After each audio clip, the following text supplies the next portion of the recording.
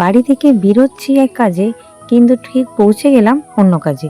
ভাবা যায়? দুপুরবেলা কোথায়? এই দুপুরবেলা আমরা এখন যাচ্ছি ঠাকুরের একটা মেলা দেখতে। এই প্রথম দুপুরবেলা মেলা দেখতে যাচ্ছি, আমার জীবনে প্রথম দুপুরবেলা মেলা দেখা। তো এখন বাজে 3:30, আর এখন আমরা যাচ্ছি মেলা দেখতে। ছাতা নেই, ছাতা নেই। Thank you. তোমরা দেখতেই পেলে আমি ডুকুকে নিয়ে আর সুরজিৎ একসাথে বেরিয়ে যাচ্ছি দুপুরবেলা মেলা দেখবো বলে। আগের ব্লগে তোমরা দেখেছো আমাদের গ্রামে একটা বিশাল বড় পুজো হয়েছে, যে পুজোতে আমি আর মা সকালবেলা চলে গেছিলাম পুজো দিতে। তারপর ওকে নিয়ে যেহেতু ঠাকুর দেখা হয়নি, তাই ভাবলাম ডুকুকে নিয়ে ঠাকুর দেখতে যাব। কিন্তু আজ হচ্ছে অন্নকূট উৎসব। বেশ কয়েকদিন ধরেই এক জায়গায় ঠাকুরের নাম হচ্ছিল, সেখানে আমি একদিনকে দর্শন করে আসি। আর আজকে অন্নকূট, তো আমার প্রথম থেকে ইচ্ছে ছিল অন্নকূটে আসার, কিন্তু বুঝতে পারিনি দুটো অনুষ্ঠানই একই দিনে পড়ে যাবে। ওইদিকে অন্নকূটের প্রসাদ খাওয়ার ইচ্ছা বেশ কয়েকদিন থেকেই ছিল, ওদিকে ডুকুকে নিয়ে ঠাকুর দেখাতেও হবে। তো দু নৌকায় পা দিয়ে কি একসাথে চলে যায়? তো চলো দেখি। আমি প্রথমে বসে গেছিলাম খেতে, যেহেতু ডুকুকে নিয়ে বসে যাবে না দুজনে। তারপর আমি উঠে গেছি আইসক্রিম নিয়ে, আর তোমরা দেখতেই পেলে কত কি করেছিল। ভাত, শাক, ডাল, পটল আলুর তরকারি, চাটনি, পাঁপড়, পায়েস, মিষ্টি আর আইসক্রিম। তো শেষ পাতে আমি এখন খাচ্ছি আইসক্রিম, ওদিকে সুরজিৎ এখন বসে গেছে খেতে। যেহেতু এখন ডুকুর ঘুমানোর সময়, এই জন্য বেশ খানিকক্ষণ একটু খেললেও তারপরে একটুখানি কান্নাকাটি করছিল ঘুমানোর জন্য।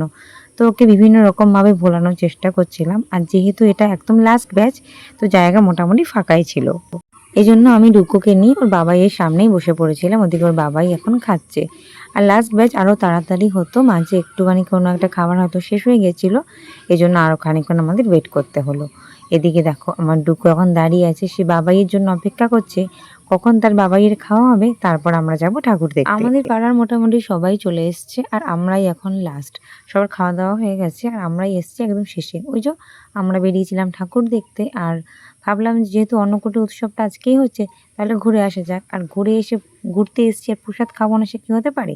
তাই জন্য বসে গেছি।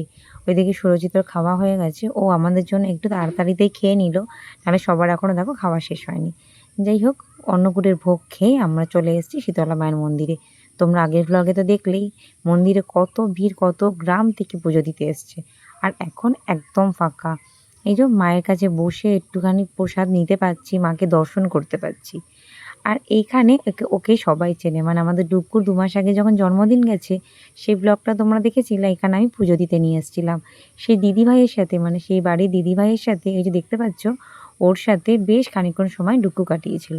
তাই ওকে আবারও ওরা চিনতে পেরেছে আর খুব আদর করছিল। কিন্তু ডুকুর যেহেতু ঘুমের সময় হয়ে গেছে, ও কারোর কাছেই যাবে না।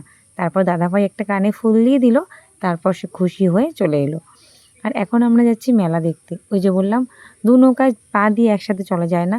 অন্নকূটের প্রসাদ খেতে গিয়ে দেখছি মেলা মোটামুটি একদম শেষ পর্যায়ে। যেহেতু এটা একদিনের মেলা, ভোর সকাল থেকে মেলাটা শুরু হয়, বিকাল 4টে অবধি মোটামুটি মেলাটা থাকে। তারপরই সব গুছিয়ে নেওয়া হয়। মেলায় এসছি কিন্তু কিছু কিনবো না, সে কি হতে পারে? তাই জন্য এই মাল্টি কালারের রিং স্ট্যাকিং সেটাই আমি নিয়ে নিলাম। বেশ কয়েকদিন ধরে খুঁজছিলাম, কিন্তু বাড়িতে আসার পর যেটা দেখলাম যে ও দামটা একটু মেলায় বেশি নিয়েছে, অনলাইন কিনলে আরও কম। তো আমি অনলাইন দিয়ে দেবো, এর লিঙ্ক তোমরা অবশ্যই দেখতেই পারো। আর বাচ্চাদের জন্য এটা আমার একদম বেস্ট, মানে খেলার জিনিস লেগেছে, এত কিছু আছে ডুকুর। যাই হোক, আর ডুকুকে দেখো পাড়ার এক দাদু ওর সাথে কথা বলছে। আর এখন আমরা নিয়ে নিচ্ছি এখান থেকে জিলাপি। আসল মেলা বলতে যেটা বুঝি গ্রামের মেলা, সেটা হলো হয়তো আজকেই আমার সবচেয়ে ভালো একটা মেলা বা পুজো দেখতে পেলাম, যেটা আসল গ্রামের পুজো বলতে যেটা আমি বুঝি, সেটাই হয়তো আজকে চোখের সামনে দেখলাম। তো বেশ ভালো লাগলো, আর এতটা গরম বেশ হাঁপিয়ে উঠেছি। তারপর বাড়ি আসার পর দেখলাম ঝড় শুরু হয়ে গেছে, সারাদিনের ক্লান্তি এখানেই শেষ হয়ে গেল। আজকের মতো এখানেই শেষ করলাম, দেখা হবে নেক্সট ব্লগ।